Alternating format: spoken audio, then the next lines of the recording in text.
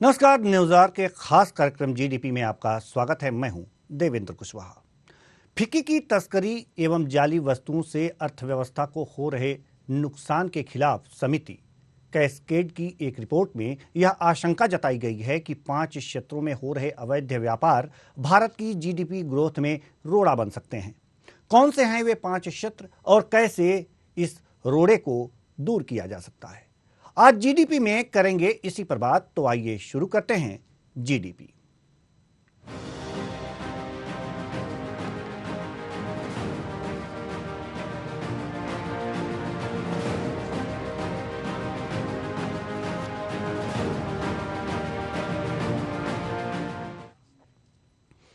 तस्करी से देश की अर्थव्यवस्था को नुकसान हो रहा है। यह सरकार के अमृतकाल के दृष्टिकोण के तहत भारत के 40 लाख करोड़ डॉलर की जीडीपी बनने की राह में रोड़ा बन सकता है। भारतीय उद्योग महासंघ यानी कि फिक्की की तस्करी एवं जाली वस्तुओं के अर्थव्यवस्था को हो रहे नुकसान के खिलाफ समिति कैस्केड की एक रिपोर्ट में यह आशंका जताई गई है। इसमें कहा गया है कि 5 उद्योगों में अवैध व्यापार की वजह से भारत सरकार को कर के रूप में होने वाले नुकसान 2019-20 में 163% बढ़कर यानी कि 58,521 करोड़ रुपए के स्तर पर पहुंच गया है। 5 अवैध व्यापार वाले उद्योग कौन कौन से हैं, आइए ग्राफिक्स के माध्यम से हम आपको समझाते हैं।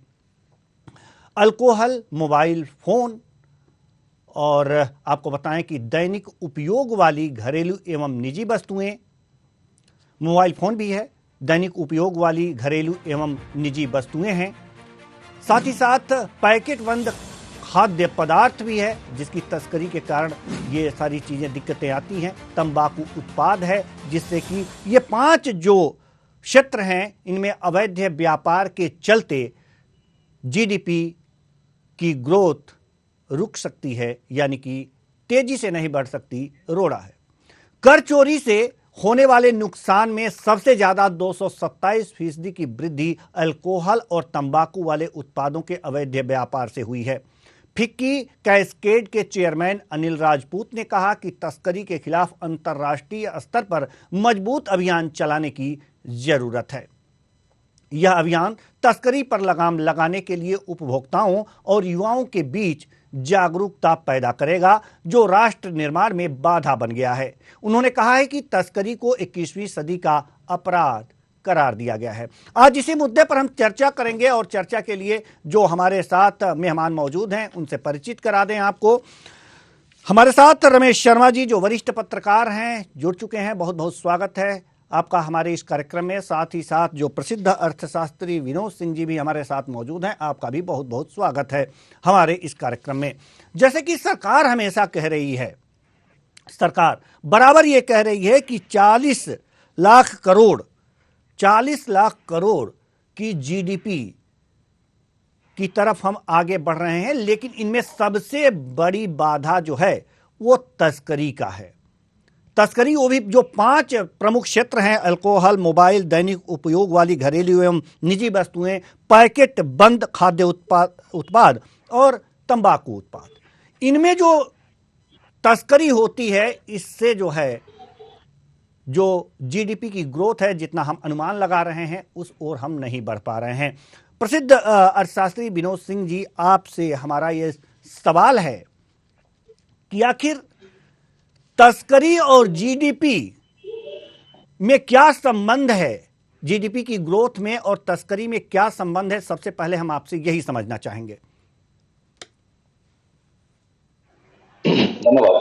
देखिए, जैसा आपने सही बताया कि पांच प्रोडक्ट के ऊपर बात हुई है। Alcohol, mobile, packed foods, cigarette, daily need का product, even silk yarn and fabrics का भी एक्सपोर्ट हो रहा है। इंडिया में एक्सपोर्ट स्मगल्ड हो रहा है। ये तो लो रिस्क वाले हैं, हाई रिवार्ड्स, उसके प्रॉफिट ज्यादा है उसके अंदर। अगर जो आप देखें सिर्फ कि हम इंडिया में एक्सपोर्ट, आपसे मैं सिर्फ अल्कोहल की बात करूं, अल्कोहल हम मैन्युफैक्चरिंग के लिए बाहर भेजे तो हम उससे रेवेन्यू इंडिया में लाएं, डॉलर से इंडिया में आ सकता है। लेकिन जब वो अनरूटेड मार्केट से आएगा, गलत रूट से इंडिया में प्रवेश करेगा, तो जो हम इंडिया की प्रोडक्शन को हम यूज करते हैं वो हम दूसरे का यूज कर रहे हैं। इसमें सबसे बड़ा हमें कंट्रीब्यूशन करना पड़ेगा हमारे खुद के अपने देशवासियों को, ताकि वो उनको डिस्कार्ड करें। अभी हमारे फैंसी है, हमारे इंडिया में फैंसी है कि हम अमेरिकन या किसी बाहर की प्रोडक्ट को एकदम वेलकम करते हैं। आप देखिए बीच में पहले दिवाली में ये लड़ियां सब चाइना मेड आता था, इवन मोबाइल फोन हम बाहर से इम्पोर्ट करते थे। अब मेड इन इंडिया स्टार्ट हुआ है, धीरे धीरे करके ड्राइव चली और इस बार देखा हमने इंडियन प्रोडक्ट का इस्तेमाल किया। और इसमें सबसे बड़ा योगदान हमें खुद को करना पड़ेगा, जागरूकता अभियान चलाना पड़ेगा कि इस तरह की चीजों को डिस्कार्ड करें, प्लस ये जो ज्योग्राफी है इंडिया की इसको कंट्रोल करना पड़ेगा और आपस में वर्ल्ड से पूरी हर कंट्री से बात करके, ताकि वो वहां से भी जो स्मगल होकर इंडिया की तरफ आ रहा है उसको वो रोकें और यहाँ पे हम रोकें, तभी ऊपर कुछ आ पाएगा। अदरवाइज इसमें क्या है कि इतना बड़ा मार्केट है, अभी 19-20 का मैं देखा था 163% का ग्रोथ आया है, 58,000 करोड़ रुपीज का लॉस किया था जो इंडिया में आया माल। अगर जो इंडियन प्रोडक्ट्स होता हम यूज करते तो हमें इसका बेनिफिट होता, जीडीपी में ग्रोथ आता है। जीडीपी में ग्रोथ के लिए हमें मल्टीपल लेयर्स पे काम करना पड़ेगा। सिर्फ हम यहाँ पे मैन्युफैक्चरिंग यूनिट्स लगाएंगे, मैन्युफैक्चरिंग बनने के बाद हम बाहर का माल यूज करेंगे तो वो हमारी जीडीपी को फिल करेगा। जी, तस्करी दो रूपों में हो रही है, तस्करी के दो रूप हैं, एक तो अंतर्राष्ट्रीय स्तर पर और दूसरा जो देश के अंदर तस्करी हो रहा है। जैसे शराब की तस्करी की मान लें तो जिस राज्य में बंद है, अगर जो बिहार में शराबबंदी लागू है तो शराब की तस्करी वहाँ पे हो रही है दूसरे राज्यों से, और अंतर्राष्ट्रीय तो जो जीडीपी ग्रोथ में रोड़ा है, हम आपसे ये समझना चाहते हैं कि क्या ये जो देश के अंदर जो तस्करी हो रही है अंतर्राज्यीय ये तस्करी रोड़ा है या अंतर्राष्ट्रीय स्तर पे जो तस्करी हो रही है वो रोड़ा है, या जो अंतर्राष्ट्रीय स्तर पे है वो मेन रोड़ा है, क्योंकि वो बाहर से आ रहा है और हम यहाँ से कंज्यूम कर रहे हैं। एटलीस्ट इंटरनल जो मूवमेंट है वो भी कंट्रोल करना बहुत जरूरी है। उस स्टेट की जीडीपी में कंट्रोल करने के लिए बहुत जरूरी है। अगर जैसे बिहार में नहीं है, गुजरात में नहीं है शराब, तो वहां की जीडीपी में इससे कंट्रीब्यूशन बहुत ज्यादा आता है, तो उसको भी करना जरूरी है। वो बॉर्डर को सील करना पड़ेगा, वहां पे विजिलेंट रहना पड़ेगा और मेन तो हमें इंटरनेशनल बॉर्डर्स को सील करना है जहां से एक्सपोर्ट होकर इंडिया में आ रहा है और हम उनका प्रोडक्ट यूज कर रहे हैं, हमारे प्रोडक्ट का इस्तेमाल करने है। जी ठीक है, हम वरिष्ठ पत्रकार विनोद शर्मा जी के पास जाना चाहेंगे, माफ कीजिएगा रमेश शर्मा जी के पास जाना चाहेंगे। रमेश शर्मा जी, हम आपसे जानना चाह रहे हैं कि जो ये अंतर्राष्ट्रीय तस्करी हो रही है, चाहे शराब की हो, मोबाइल फोन की हो या फिर अन्य उत्पादों की हो, तंबाकू उत्पादों की हो, इनको रोकने के लिए कौन से कानून बने हैं और ये जो कानून जो बने हैं इनका कड़ाई से पालन क्यों नहीं हो पा रहा? देखिए, मोटे तौर पर किसी भी अपराध, तस्करी का हो या आंतरिक अपराध हो, अंतर्राष्ट्रीय अपराध हो, हर अपराध को नियंत्रण के लिए कानून बने हुए हैं, लेकिन इसका जो कड़ाई से पालन नहीं होता, उसके कड़ाई से पालन दो प्रकार के कारण नहीं होता। एक तो जो तंत्र के अंदर भ्रष्ट किस्म के अधिकारी, कुछ अधिकारी और कुछ कर्मचारी जो भ्रष्ट किस्म के हैं उनके कारण, और दूसरा जो व्यापार में जो बेईमान किस्म का व्यापारी है। सारे व्यापारी बेईमान नहीं है, सारे तंत्र के लोग भ्रष्ट नहीं है, लेकिन इन दोनों की एक विशेष प्रकार की युति है। कई बार आप देखें कि स्मगलिंग अर्थव्यवस्था को, दोनों स्मगलिंग से नुकसान होता है। देश के भीतर एक प्रांत से दूसरे प्रांत पर चुपचाप जो सामग्री जाती है उससे भी नुकसान होता है और देश के बाहर से जो सामग्री आती है उससे भी नुकसान होता है। अब आप किसी भी महानगर के फुटपाथ पर देख लीजिए, फुटपाथ पर स्मगलिंग किए हुए बच्चों के खिलौने आपको बिकते दिख जाएंगे। अब इतनी बड़ी संख्या में वो हवाई जहाज से तो पटक नहीं रहे, कुछ ना कुछ नेटवर्क होगा जिसके कारण वो सीमा से प्रवेश कर रहे हैं। तो आखिर सीमा से वो प्रवेश कैसे कर रहे हैं? इसके अलावा जीडीपी को जो हमको नुकसान होता है वो दो प्रकार से नुकसान हो रहा है। एक तो जो प्रत्यक्ष हम देख रहे हैं, ये जो 5 चीजें हमने देख ली हैं, स्मगलिंग है, ये बहुत अच्छा विनोद जी ने कहा कि त्योहार पर कल्पना कर सकते हैं कि दीपावली जैसे त्योहार पर लक्ष्मी जी की प्रतिमा, गणेश की प्रतिमा चीन से आ रही थी तो कहीं ना कहीं इसको पूरे समाज की भी चिंता इसमें करना चाहिए, सरकार को भी चिंता करना चाहिए, मीडिया को भी चिंता करना चाहिए कि आखिर इसका हम खुद अपना उत्पादन क्यों नहीं कर पा रहे हैं। परोक्ष जीडीपी को नुकसान भी होता है। आप मुझे बताइए, परोक्ष नुकसान में हमारे पास वाहन अगर हम देखते हैं तो संसार में कुल 1% वाहन भारत के अंदर हैं, लेकिन हमारे एक्सीडेंट 11% होते हैं, और 11% एक्सीडेंट में ज्यादातर युवाओं के एक्सीडेंट होते हैं। तो युवा अगर एक्सीडेंट में चला जाएगा तो उसकी जो कर्मशीलता है, उसका जो कहीं ना कहीं प्रोडक्शन है, वो सारा का सारा खत्म हो जाएगा।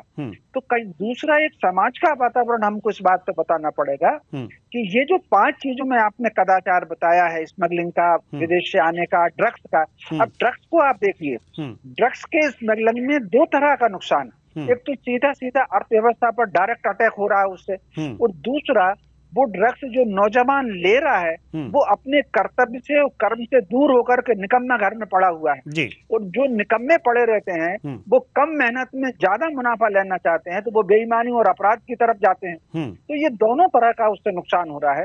तो मोटे तौर पर समाज को एक अच्छा वातावरण बनाने की जरूरत है, और आपने एक अच्छा विषय लिया। इस विषय के माध्यम से समाज को ये संदेश जाए कि कहीं ना कहीं वो अपने कर्मशीलता पर, अपने पराक्रम पर, अपने पुरुषार्थ पर भरोसा करें, अधिक मेहनत करके आय अर्जित करें, और ये जो शरीर को नुकसान पहुंचाने वाली, अर्थव्यवस्था को नुकसान पहुंचाने वाली, देश को नुकसान पहुंचाने वाली ये जो चीजें हैं, इससे वो दूर रहें, तब हम अर्थव्यवस्था में हो पाएंगे। और निश्चित रूप से ये गौरव की बात है, विनोद जी एग्री करेंगे मेरी बात से, कि दुनिया की 90% जो अर्थव्यवस्था है उसको केवल 48 देश कंट्रोल कर रहे हैं, और उसमें से भारत एक है। यदि भारत ये ड्रग्स के मामले में, स्मगलिंग के मामले में, कदाचार के मामले में दूर हो जाए, मान करके चलिए कि हम अगले 2-3 वर्ष में टॉप पर आ जाएंगे। ठीक है। विनोद सिंह जी, हम आपसे एक सवाल लेना चाहेंगे कि जैसे कि अभी कुछ दिन पहले ही ये बातें सामने आई हैं हम लोगों के सामने कि केले के तने में मोबाइल फोन रख करके बांग्लादेश की तरफ उसे भेजा जा रहा था। तो एक तरह से ये जो तस्करों के ये नए रूप, नए प्रकार से कि किस तरह से हम तस्करी करके मोबाइल दूसरे देशों को भेजें और किस तरह से दूसरे देशों से तस्करी करके भारत में सामान को लाएं, इससे होने वाले राजस्व नुकसान को रोकने के लिए क्या बॉर्डर पे सिक्योरिटी जो है वो कम है या उसे और मुस्तैद करने की आवश्यकता है? जी सर, बॉर्डर पे सिक्योरिटी कम तो मैं नहीं कहूंगा है, लेकिन मुस्तैद प्लस रोटेशन की जरूरत है। एक्चुअली क्या होता है कि जब हम बॉर्डर पे किसी की ड्यूटी लगती है, वो कुछ लंबे समय तक वहां रहता है, तो दोनों तरफ के जो स्मगलिंग करने लोग हैं, यहाँ से भेजने वाले, उधर से रिसीव करने वाले हैं, वो दोनों काट करने की कोशिश करते हैं। मैं ये नहीं कहूंगा कि बॉर्डर पे सब गलत है, लेकिन कोई भी व्यक्ति अगर जो वो वहां से स्मगलिंग हो रहा है, दैट मींस वहां पे कंट्रोल की कमी है, वहां पे कहीं कंट्रोल की कमी है। हमारे लोग व्यवहार में कुशलता की जरूरत है। हमें अगर हम मैन पावर रोटेशन स्टार्ट कर दें, हर थोड़े दिनों बाद आपको रोटेट कर दीजिए, तो फील्ड में उसको बॉर्डर भेजिए, बॉर्डर में फील्ड में भेजिए, तो इसको इसके एक्सपर्ट बनाइए, वो क्षेत्र को आइडेंटिफाई कर सकते हैं स्मगलिंग किस तरह की हो रही है।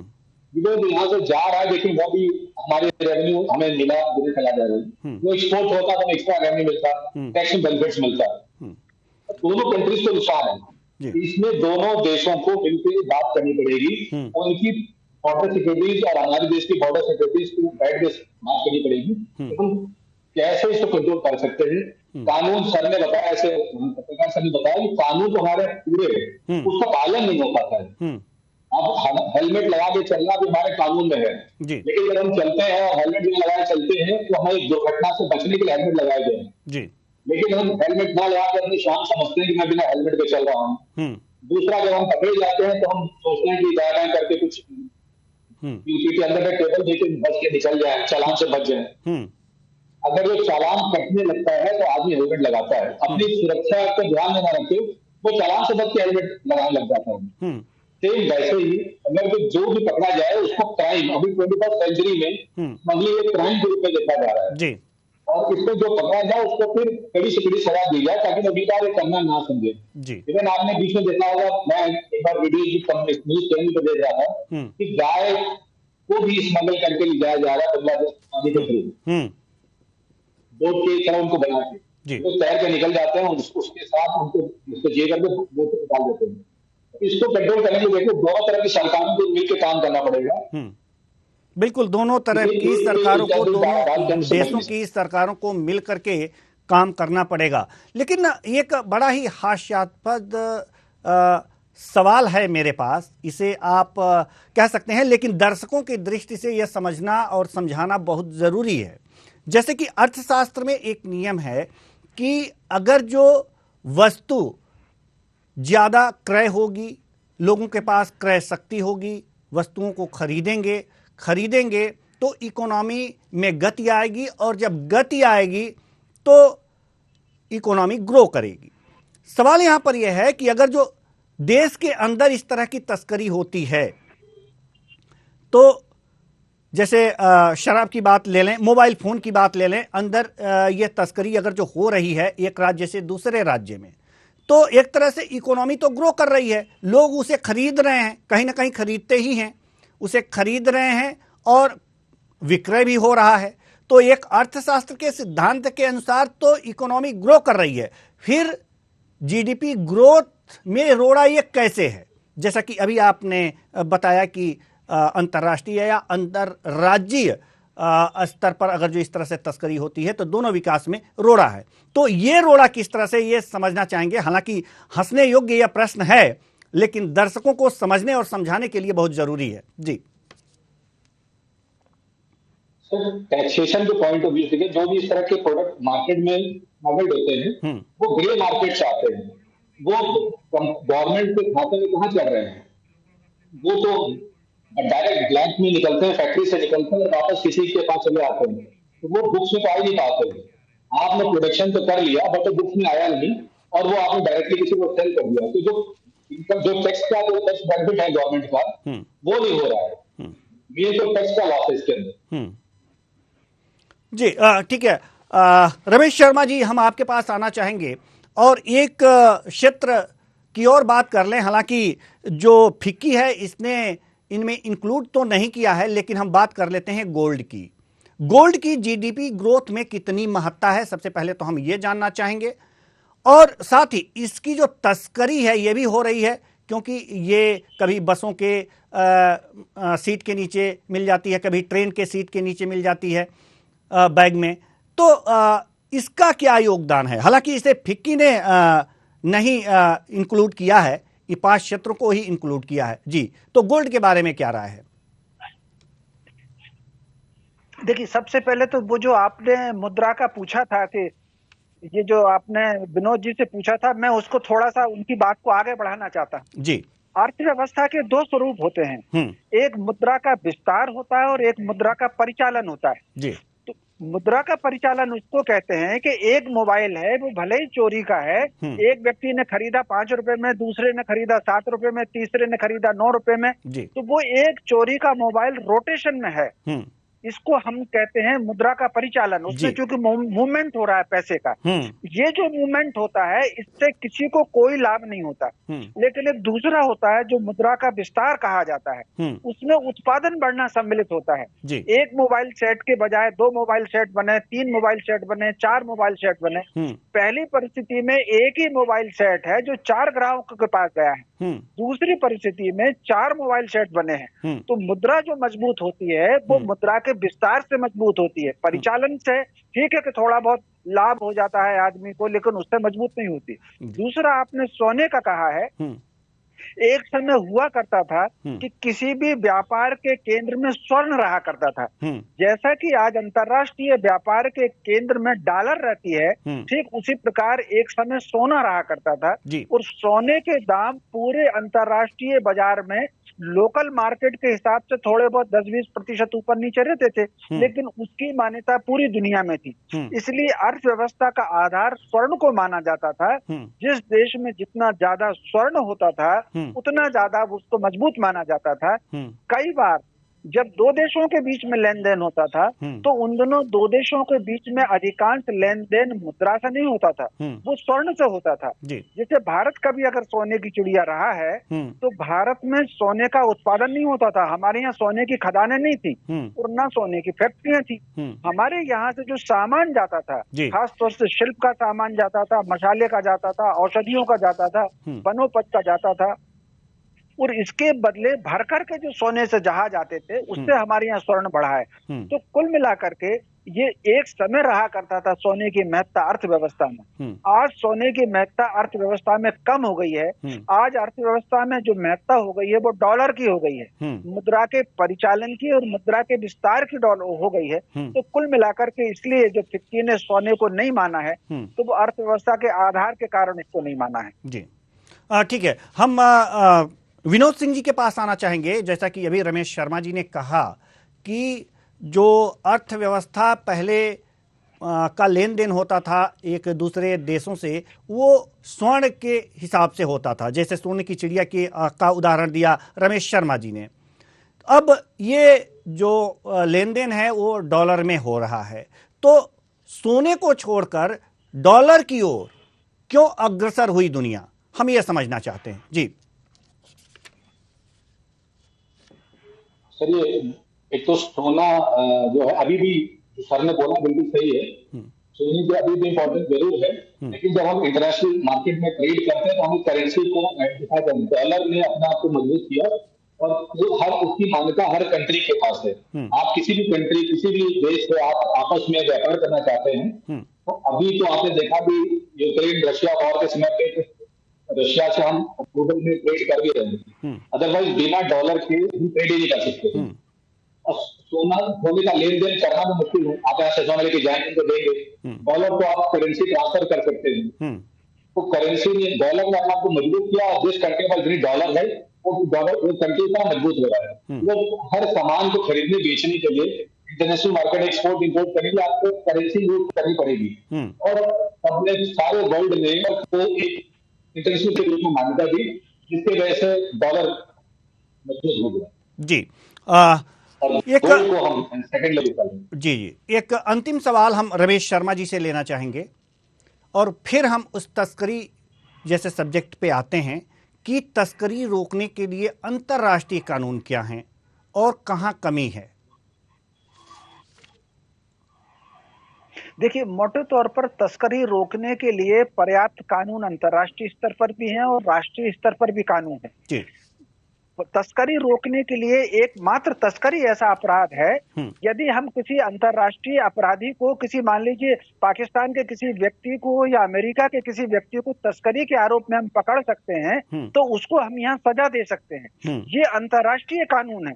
किसी और जो अपराध होते हैं उसमें कहीं ना कहीं हमें दोनों देशों की सहमति आवश्यक लगती है, तस्करी के मामले में नहीं लगती। ठीक उसी प्रकार भारत का कोई तस्कर अगर अमेरिका में पकड़ा जाएगा तो वो अपने कानून से उसको सजा दे सकते हैं। इतने सख्त कानून तस्करी को लेकर के है, पूरी दुनिया इस पर चिंतित है, लेकिन इसके क्रियान्वयन में कमी है। किसी भी देश की सीमा पर जो लोग हैं वो तस्करों को, उनका एक पूरा का पूरा नेटवर्क है तस्करों का, एक समानांतर उनकी दुनिया चलती है, एक समानांतर उनकी मान करके चलिए कि सरकार चलती है। और जैसा कि सरकार का टैक्स वसूलने का पूरा नेटवर्क है, ठीक उसी प्रकार मुनाफा को शेयर करने के लिए तस्करों का अपना नेटवर्क है।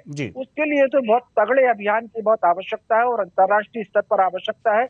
और कहीं ना कहीं भारत जैसे देश में जो मिशनरियां तस्करी रोकने के लिए लगी हुई हैं, उनकी नैतिकता की भी बहुत आवश्यकता है, तब इस पर हम रोक लग पाएंगे। जी बहुत बहुत धन्यवाद दोनों मेहमानों का, आप आए और इतने गंभीर विषय पे इतनी अच्छी जानकारी दी। तो कुल मिलाकर के देखा जा सकता है कि अगर जो भारत 40 लाख करोड़ की जीडीपी की ओर अग्रसर है और तेजी से इस लक्ष्य को प्राप्त करना चाहता है तो उसे तस्करी पर, वो भी 5 क्षेत्रों में तस्करी पर रोक लगानी होगी। ये जो 5 क्षेत्र हैं ये 40 लाख करोड़ की जीडीपी बनने की दिशा में रोड़े साबित हो सकते हैं, ऐसा फिक्की ने आशंका जताई है। तो फिलहाल इस कार्यक्रम में इतना ही, मुझे दीजिए इजाजत, नमस्कार।